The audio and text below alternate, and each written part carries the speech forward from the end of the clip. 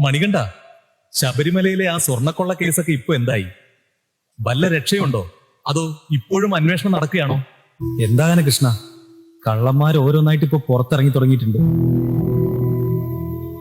എല്ലാം നീ കാണുന്നുണ്ടല്ലോ അല്ലേ? മണികണ്ഠ, കലിയുഗമല്ലേ. ധനമുള്ളവൻ ബഹുമാനിക്കപ്പെടും, അധികാരമുള്ളവർ നീതികേട് കാട്ടും. അതൊക്കെ അവിടെ സ്വാഭാവികമാണ്.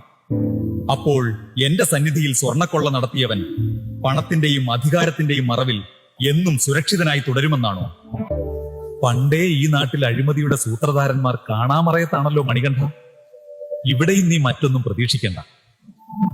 കള്ളന്മാർ ഭരണാധികാരികളും ഭരണാധികാരികൾ കൊള്ളക്കാരുമാകുന്ന ഈ നാട്ടിൽ ഞാനും മറ്റൊന്നും പ്രതീക്ഷിക്കുന്നില്ല. മണികണ്ഠ, കലിയുഗത്തിൽ ഭരണാധികാരികൾ കവർച്ചക്കാരാകും. ദയയില്ലാതെ നികുതി ചുമത്തി അവർ പ്രജകളുടെ സ്വത്ത് കവർന്നുകൊണ്ടേയിരിക്കും. കൃഷ്ണ, എല്ലാം ഞാൻ സമ്മതിക്കാം.